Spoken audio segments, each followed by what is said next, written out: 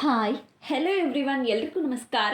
ಜ್ಞಾನ ಭಂಡಾರ ಯೂಟ್ಯೂಬ್ ಚಾನಲ್ಗೆ ನಿಮ್ಮೆಲ್ಲರಿಗೂ ಸ್ವಾಗತ. ಸ್ನೇಹಿತರೆ, ಒಬ್ಬ ಭಿಕ್ಷುಕ ಹಾಡುಗಳನ್ನು ಹೇಳಿಕೊಂಡು ಭಿಕ್ಷೆ ಬೇಡುತ್ತಿದ್ದ. ಒಮ್ಮೆ ಒಬ್ಬ ದೊಡ್ಡ ಜಮೀನ್ದಾರನ ಮನೆ ಮುಂದೆ ಬಂದು ಹಾಡು ಹೇಳುತ್ತಾನೆ. ಜಮೀನ್ದಾರನ ಪತ್ನಿ ಆಗಿನ್ನೂ ಮಾಡುತ್ತಿದ್ದ ಕೆಲವು ಚಪಾತಿ ಪಲ್ಯ ಅವನಿಗೆ ಕೊಡಲು ತೆಗೆದುಕೊಂಡು ಬಂದವಳು ಹಾಗೆ ನಿಂತು ಬಿಟ್ಟಳು. ಭಿಕ್ಷುಕ ಒಂದು ಹಾಡು ಹೇಳಿ ನಿಲ್ಲಿಸುತ್ತಿದ್ದ. ಜಮೀನ್ದಾರನ ಪತ್ನಿ ಬಂದೇ ತರ್ತೀನಿರಪ್ಪ ಎಂದಾಗ ಮತ್ತೊಂದು ಹಾಡು ಹೇಳುತ್ತಿದ್ದ. ಅದು ಮುಗಿದ ಕೂಡಲೇ ಹಾಡು ನಿಂತಾಗ 1 ನಿಮಿಷ ಆಯಿತು, ಇದೋ ಈಗಲೇ ಬಂದೆ ಎಂದು ಮತ್ತೆ ಹೇಳಿದಾಗ ಭಿಕ್ಷುಕ ಮತ್ತೊಂದು ಹಾಡು ಹೇಳುತ್ತಿದ್ದ. ಅವನು ಹೇಳಿ ಮುಗಿಸಿದ ಹಾಗೆ ಈಗ ಬಂದೆ ಆಗ ಬಂದೆ ಎಂದು ಜಮೀನ್ದಾರನ ಪತ್ನಿ ತಟ್ಟೆಯಲ್ಲಿ ಹಿಡಿದುಕೊಂಡ ಚಪಾತಿ ಪಲ್ಯವನ್ನು ಹಿಡಿದು ಭಿಕ್ಷುಕ ಹೇಳುವ ಹಾಡನ್ನು ಕೇಳುತ್ತಾ ಹಾಗೆ ನಿಂತಿದ್ದಳು.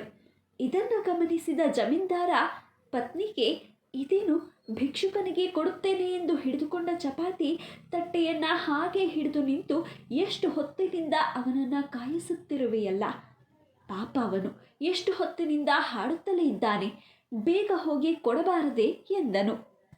ಆಗ ಜಮೀನ್ದಾರನ ಪತ್ನಿ ಹೇಳಿದಳು, ಹಾಗೇನಿಲ್ಲ, ಈಗ ಊಟ ಕೊಡುತ್ತೇನೆ, ಆದರೆ ಊಟ ಕೊಟ್ಟ ಕೂಡಲೇ ಅವನು ಹೋಗಿಬಿಡುತ್ತಾನೆ. ಎಷ್ಟು ಚೆನ್ನಾಗಿ ದೇವರ ಹಾಡು ಹೇಳುತ್ತಿದ್ದಾನೆ, ಅದನ್ನು ಎಷ್ಟು ಕೇಳಿದರೂ ನನಗೆ ಕೇಳಬೇಕು ಮತ್ತೆ ಕೇಳಬೇಕು ಅನ್ನಿಸುತ್ತಿದೆ, ಅದಕ್ಕಾಗಿ ಹಾಗೆ ನಿಲ್ಲಿಸಿಕೊಂಡಿರುವೆ ಎಂದಳು. ಜಮೀನ್ದಾರ ಹೇಳಿದ, ಹಾಗೆ ಕಾಯಿಸಬೇಡ, ಪಾಪ ಭಿಕ್ಷುಕ ಎಷ್ಟು ಹಸಿದಿದ್ದಾನೋ ಏನೋ, ಮೊದಲು ಊಟ ಕೊಡು, ಆಮೇಲೆ ಒಳಗೆ ಕೂರಿಸಿಕೊಂಡು ಹಾಡು ಕೇಳುವೆಯಂತೆ. ಜಮೀನ್ದಾರನ ಪತ್ನಿ ಭಿಕ್ಷುಕನಿಗೆ ಸಾಕಾಗುವಷ್ಟು ಊಟ ಕೊಟ್ಟಳು. ಕುಡಿಯಲು ಮಜ್ಜಿಗೆ ಕೊಟ್ಟು ಕೈಗೆ ಹಣವನ್ನೂ ಕೊಟ್ಟಳು. ಇದರ ತಾತ್ಪರ್ಯ ಇಷ್ಟೇ, ನಾವು ಸಹ ದೇವರ ಮುಂದೆ ನಿಂತು ಭಕ್ತಿಯಿಂದ ಬೇಡುತ್ತೇವೆ. ಒಮ್ಮೊಮ್ಮೆ ಅಂತೂ ಕಣ್ಣಲ್ಲಿ ನೀರು ಬಂದ್ಬಿಡುತ್ತೆ. ಮನದಾಳದಿಂದ ಬಿಕ್ಕುತ್ತಾ ಬೇಡಿಕೆಯನ್ನು ಮುಂದಿಟ್ಟಿರುತ್ತೇವೆ. ಆದರೂ ನಾವು ಕೇಳಿದ್ದು ಬಯಸಿದ್ದು ಸಿಗುತ್ತಿಲ್ಲ ಎಂದುಕೊಳ್ಳುತ್ತೇವೆ. ಆದರೆ ಭಗವಂತನಿಗೆ ನಾವು ಮಾಡುವ ಪ್ರಾರ್ಥನೆ ಇನ್ನೂ ಬೇಕಾಗಿರಬಹುದು. ಅದಕ್ಕೋಸ್ಕರ ಅವನು ನಮ್ಮನ್ನು ಕಾಯಿಸುತ್ತಿರುತ್ತಾನೆ. ನಮ್ಮ ನಿತ್ಯ ಜೀವನದಲ್ಲಿ ಸುಖ ದುಃಖ ನೋವು ನಲಿವು ಬೇಸರ ಆತಂಕ ಎಂಥದ್ದೇ ಪರಿಸ್ಥಿತಿ ಬಂದರೂ ನಾವು ಸ್ನಾನ ಊಟ ನಿದ್ರೆ ಮಾಡುವುದನ್ನು ನಿಲ್ಲಿಸೋದಿಲ್ಲ. ಎಲ್ಲವನ್ನ ಕ್ರಮವಾಗಿ ಮಾಡುತ್ತೇವೆ. ಒಟ್ಟಾರೆ ನಿತ್ಯ ಜೀವನ ನಿತ್ಯದಂತೆ ಸಾಗುತ್ತದೆ.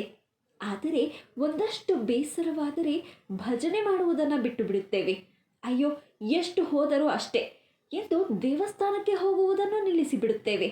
ದೇವರ ಮುಂದೆ ದೀಪ ಹಚ್ಚಿ ಕೈ ಮುಗಿದು ಮಾಡುವ ಪೂಜೆಯನ್ನು ಬೇಕಾದರೂ ಬಿಡುತ್ತೇವೆ. ಆದರೆ ಭಗವಂತ ನಂಬಿದವರ ಕೈ ಬಿಡುವುದಿಲ್ಲ. ಅದಕ್ಕೆ ಸ್ವಲ್ಪ ಕಾಯಬೇಕು. ಅವನಿಗೂ ನಮ್ಮ ಪ್ರಾರ್ಥನೆ ಇನ್ನಷ್ಟು ಕೇಳಬೇಕೆಂದು ಆಸೆ ಇರಬಹುದು, ಯಾರಿಗೊತ್ತು. ಅದಕ್ಕಾಗಿ ನಮ್ಮ ಅಪೇಕ್ಷೆ ನೆರವೇರಿಸಲು ಸಮಯ ಕೇಳುತ್ತಿರಬಹುದು, ಅಥವಾ ಅದಕ್ಕಿಂತ ಹೆಚ್ಚಿನದ್ದೇನೋ ನಮಗೆ ಅನುಗ್ರಹಿಸಲು ಕಾದಿರಬಹುದು. ನಾವು ನಿತ್ಯ ಜೀವನದಲ್ಲಿ ಯಾವುದನ್ನು ಹೇಗೆ ಬಿಡುವುದಿಲ್ಲವೋ ಹಾಗೆ ನಮ್ಮ ಮನಸ್ಸಿಗೆ ಎಷ್ಟೇ ನೋವು ಬೇಸರಗಳಿರಲಿ, ನಿತ್ಯ ಮಾಡುವ ಭಗವಂತನ ಸೇವೆ ಅಂದರೆ ಪೂಜೆ ಪ್ರಾರ್ಥನೆ ಮಾಡುವುದನ್ನು ಬಿಡಬಾರದು. ಪೂಜೆ ಪ್ರಾರ್ಥನೆಗಳಿಗೆ ಒಂದಲ್ಲ ಒಂದು ದಿನ ಫಲ ಸಿಕ್ಕೇ ಸಿಗುತ್ತದೆ. ಇಂತಹ ನಂಬಿಕೆ ನಮಗಿರಬೇಕು ಅಷ್ಟೇ.